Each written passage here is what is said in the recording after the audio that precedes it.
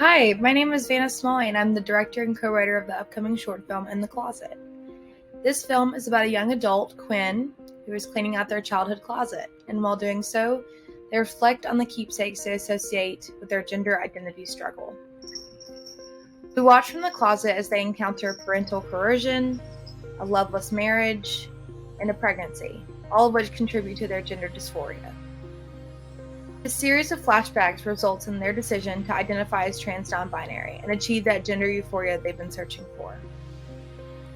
What In the Closet aims to accomplish is not far off from the likes of movies like Everything Everywhere All at Once, Moonlight, The Danish Girl, and so on. This is a film about self-expression, the importance of family, both blood and chosen, acceptance, rejection, growth, and all of the in-betweens. It's about making decisions for yourself with your best interest at heart, not anyone else's. There's not one exact film that I would claim to have inspired this short, rather just a bunch of bits and pieces from works all over. One that checks the most boxes for me, however, is Everything Everywhere All at Once. This film, directed by Daniel Quinn and Daniel Scheinert and released in 2022, has a lot of elements I'm looking to replicate in my film. The composition and movements during pivotal scenes, the intricacies of a familiar relationship in regards to sexuality,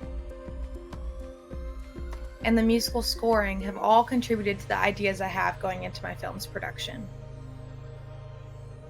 The production design and visual tone of the film will be essential to its success.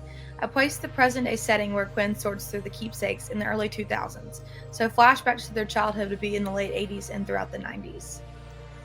That being said, much of my set, props, costume, and makeup will surround those eras and the obvious contrast between them. Reminiscent of the difference between Jenna Rink at 13 in 1987 and at 30 in 2004. The musical scoring beyond a scene where Quinn will idolize David Bowie should feel ambient, on the verge of romantic and classical. A mix between Punch Drunk Love and certain tracks from Eternal Sunshine of the Spotless Mind. In terms of visual components, I want In the Closet to feel reflective but hopeful, hence why I've chosen a much brighter lighting scheme and color palette. Though there are darker moments, the comprehensive feeling of the film should be joy and gratitude for what has occurred and what is to come in Quinn's life.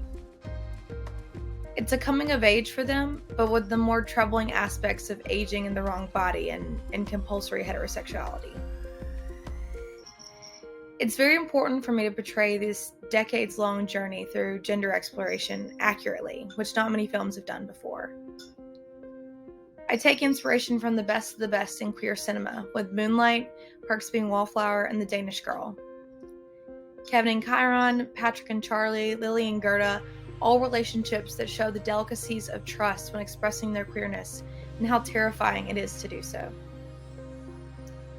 Quinn's father and their childhood friend Ronnie, an eventual partner, will be that source of comfort for them.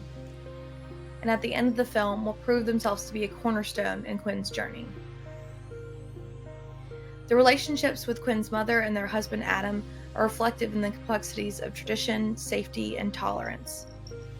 There are things Quinn does for them only to make them happy, though they suffer in silence. And the goal is to change that. The struggle surrounding gender identity has not been touched on enough in the media, and even for those that have, it usually falls short. We need a good representation of what it feels like to not feel at home in your own body, and how others can contribute to that feeling by pushing gender norms. Quinn's story may not be one that the masses identify with, but it's important to tell regardless. Your contribution to this story gets us another step closer to a more understanding world where every person feels comfortable in their own skin. Thank you.